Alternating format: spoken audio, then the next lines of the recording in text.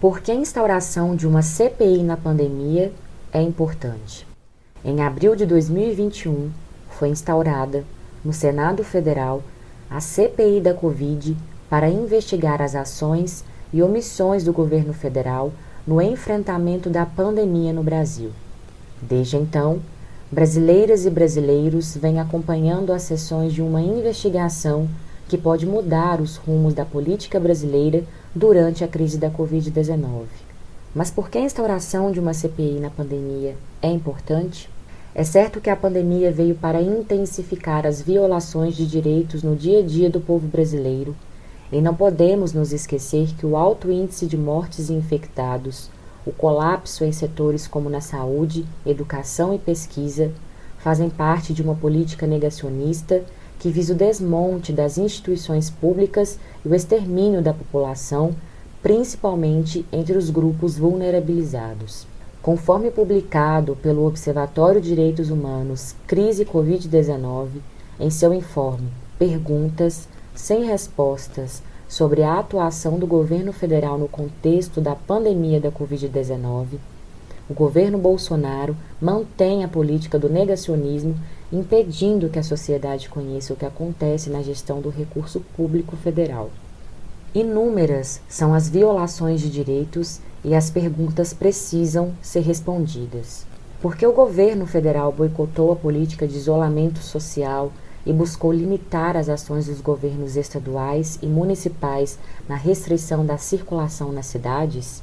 Faltou vacina no mercado internacional ou faltou empenho do Brasil na compra junto aos laboratórios dos outros países? Quais foram os fatores para a ocorrência do colapso da saúde no estado do Amazonas? Até o presente momento, várias questões já podem ser afirmadas e foram comprovadas pelos depoimentos e documentos entregues à Comissão Parlamentar de Inquérito. São elas: a conduta do Presidente da República e do Ministério da Saúde, promovendo aglomerações, recusando o uso de máscaras e estimulando o retorno irresponsável de todas as atividades econômicas, são fatores responsáveis pelo aumento do número de contaminados e mortos durante a pandemia. Houve demora na adoção de medidas para a reposição dos estoques de oxigênio em Manaus e em outros municípios do país. É importante enfatizar que o governo federal não liderou a compra de oxigênio para Manaus. A Pfizer tentou vender a vacina ao governo brasileiro e não contou com o diálogo do ministro da Saúde, Eduardo Pazuello, e do presidente Jair Bolsonaro.